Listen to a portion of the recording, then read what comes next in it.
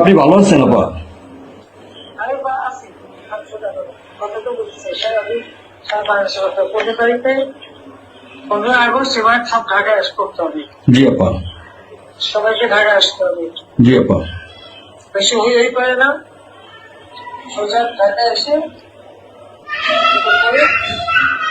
পরিস্থিতিতে আছি। তবে সব থেকে বড় কথা হলো যে দেখেন, প্রধানমন্ত্রী শেখ হাসিনা কিন্তু পদত্যাগ করেননি।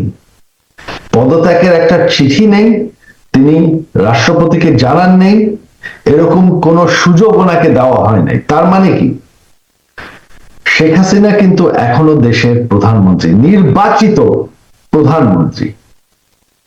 সংসদকে রাষ্ট্রপতি যদি ডিসলভ করে থাকে, তার ডিসলভ করার মানে কি? তার মানে 90 দিনের মধ্যে, আজ থেকে 8ই অগস্টের থেকে 90 দিনের মধ্যে একটি নির্বাচন বাংলাদেশে হতে হবে। সম্মানিত ভিউয়ার্স, আসসালামু আলাইকুম ওয়া রাহমাতুল্লাহি ওয়া বারাকাতুহু। আপনাদের মাঝে আবারও নতুন একটি ভিডিও নিয়ে হাজির হলাম। আপনারা সম্পূর্ণ ভিডিওটি ধৈর্য সহকারে দেখবেন। দর্শক, আপনাদের দেখাবো যে আমাদের সাবেক প্রধানমন্ত্রী শেখ হাসিনা, তার একটি ফোন আলাপ ফাঁস হয়েছে। সেই ফোন আলাপে তিনি বলছেন তিনি 15ই আগস্ট দেশে ফিরবেন, সকল নেতা কর্মীদের রেডি আছে কিনা বা পুলিশ সদস্যরা তারা মাঠে নামছে কিনা, এমন ধরনের কিছু কথা তিনি সেই ফোন আলাপে বলেছেন। আসলে তার ফোন আলাপটি আসলে সেটিও ফাঁস হয়ে গেল। সেই ফোন আলাপটি সম্ভবত যে কথা বলছিল তিনি মনে হয় ভিডিও করছেন বা তার পাশে একজন ভিডিও করছেন। যে গোপন কথা সেটাও যদি আসলে ফাঁস হয়ে যায় তাহলে বিষয়টুকু কেমন হয়। দর্শক মন্ডলী, তাহলে 15ই আগস্ট কি শেখ হাসিনা সত্যি বাংলাদেশে আসছেন? তিনি যদি বাংলাদেশে আসেন তাহলে এই বাংলাদেশে তার অবস্থা কেমন হবে? দেশটা সম্ভবত মনে হয় তোলপাড় হয়ে যাবে। তিনি সত্যি কি বাংলাদেশে আসছেন? আপনারা ভিডিওটুকু দেখলে অবশ্যই বুঝতে পারবেন। সাধারণ জনগণ আবার বলেন যে শেখ হাসিনা তিনি বাংলাদেশে আসুক, বাংলাদেশে আসলে তার বিচার করা হবে।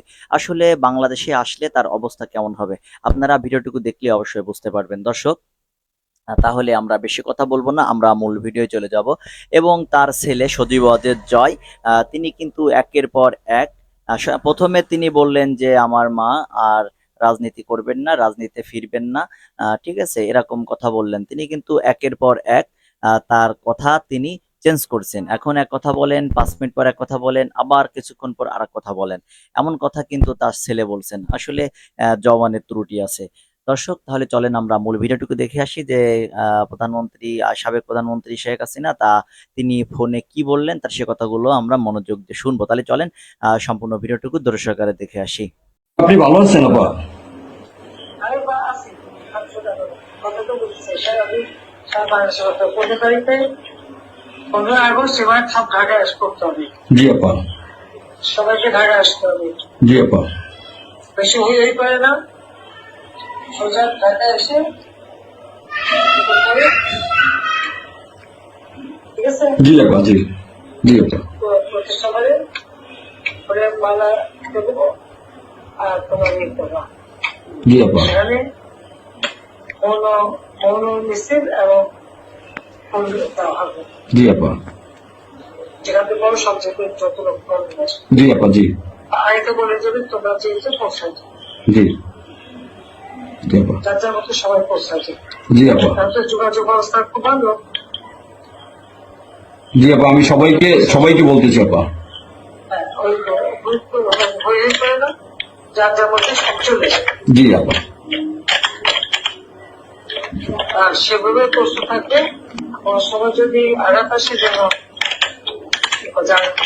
বাড়ি ঘর পড়েছে, তোমার বাড়ি পড়েছে, ইমিডিয়েটলি একটা চিঠি করো। জি আপা। ওরা নাই, থানা পুলিশ সব নাই। ওরা ওরা ওরা ছিল না, ওরা গতকালকে থেকে ওরা থানায় আসছে। আমি আজকে ওই ওসিরে ফোন দিছিলাম, গতকালকে ওরা থানায় আসছে। এই আমি জিডি করতেছি আপা, আর আমি সবকিছু আপনি যেভাবে বলছেন আমি সবকিছু এভাবে করতেছি আপা।